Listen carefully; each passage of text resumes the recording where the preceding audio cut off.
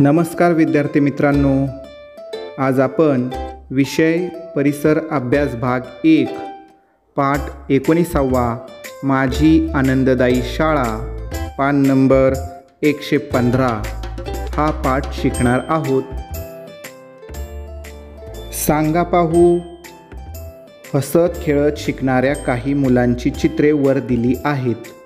तुम्हाला यांपैकी कोणते चित्र सर्वात जास्त आवडले? तेच चित्र सर्वात जास्त का आवडले? सर, मला 3 नंबरचे चित्र आवडले, कारण की त्यामध्ये विद्यार्थी वेगवेगळ्या प्रकारची चित्र काढत आहेत आणि त्याच्या चेहऱ्यावर आनंदी आनंद आहे, त्यामुळे मला 3 नंबरचे चित्र आवडले। शाळेत आपण शिकण्यासाठी येतो।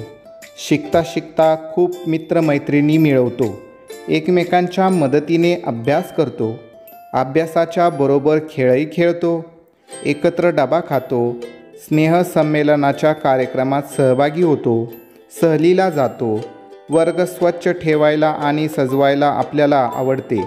अशा कितीतरी गोष्टी आपण एकत्र येऊन करत असतो। एकमेकांच्या बरोबर कोणतीही गोष्ट करण्यात खरी मजा आहे। वर्गातील प्रत्येक मुलामुलीला शिकण्यातील मजा घेता येईल यासाठी आपल्याला काय बरे करता येईल माहीत आहे का तुम्हाला? आये, मला पत्र आलं। रत्नागिरी जिल्ह्यातील कोळवली गावातील ही गोष्ट। मुलांना पोस्टाचे काम समजावे म्हणून शिक्षक त्यांना पोस्ट ऑफिसमध्ये घेऊन गेले। पोस्टाची सर्व माहिती त्यांनी मुलांना दिली। या कामाचा त्यांना प्रत्यक्ष अनुभव मिळावा म्हणून त्यांनी एक गंमत केली। सगळ्या मुलांच्या नावे त्यांनी एक पत्र पाठवले।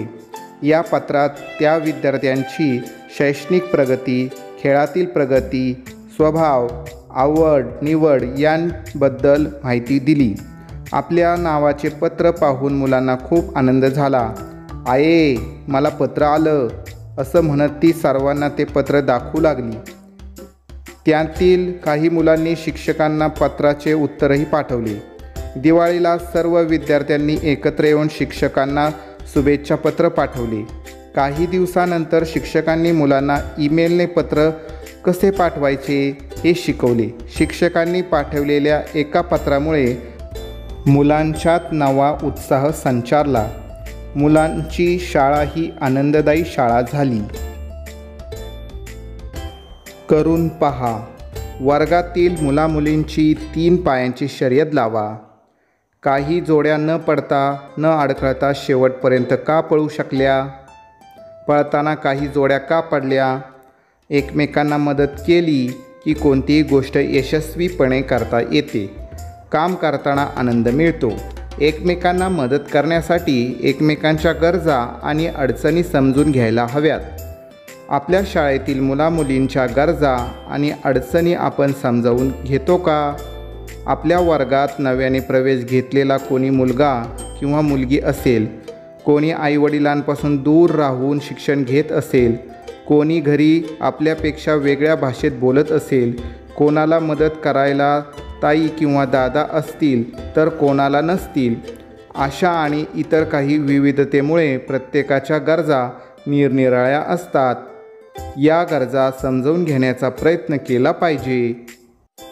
शाळेत आपल्याला वेगवेगळी मुले मुली भेटतात। आपल्यांपैकी काही जणांना दिसत नाही किंवा काही ऐकू येत नाही। काही मित्रमैत्रिणी सहजपणे चालू शकत नाहीत। आपल्या अशा मित्रमैत्रिणींच्या गरजा आपल्यापेक्षा वेगळ्या आणि विशेष असतात। त्यांच्या सहवासातूनच आपल्याला त्या समजू लागतात।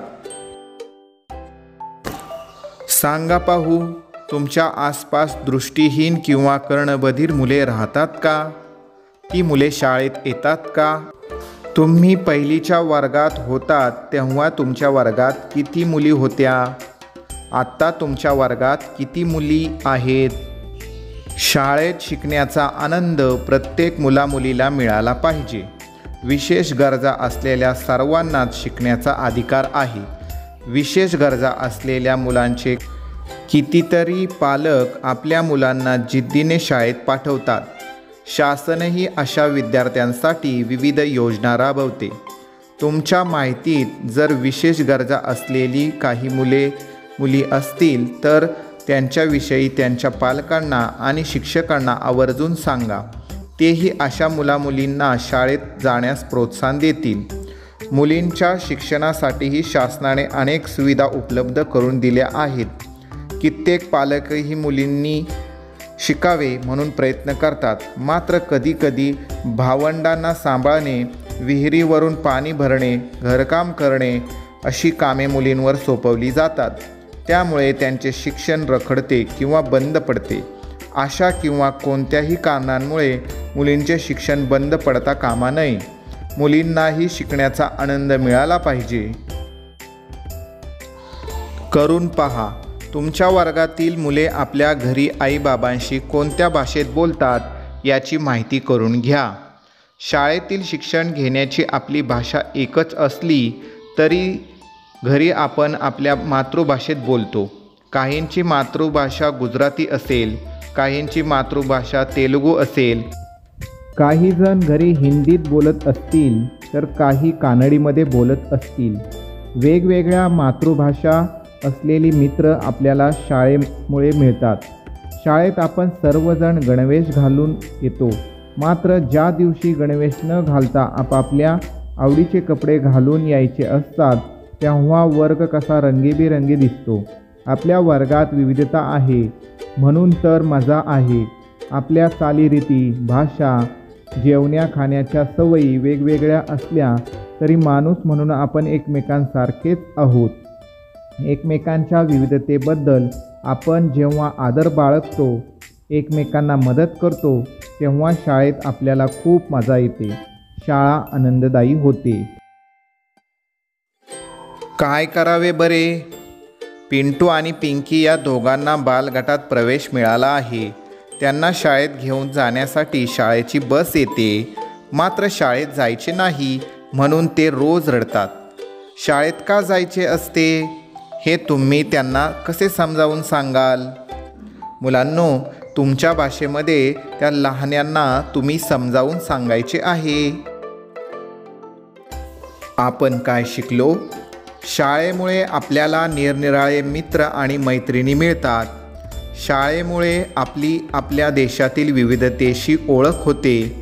शाळेत शिकण्याचा आनंद प्रत्येक मुलामुलीला मिळाला पाहिजे. मुले, मुली आणि विशेष गरजा असलेल्या व्यक्ती अशा सर्वांना शिकण्याचा अधिकार आहे. एकमेकांना मदत करत आणि एकमेकांची मदत घेत शिकल्याने शिकण्यातील मजा वाढते. स्वाध्याय सोडवूया. प्रश्न अ. 2-3 वाक्यांत उत्तरे लिहा. एक आकडा. शाळेत शिकण्याबरोबर आपण इतर कोणकोणत्या गोष्टी करतो? उत्तर.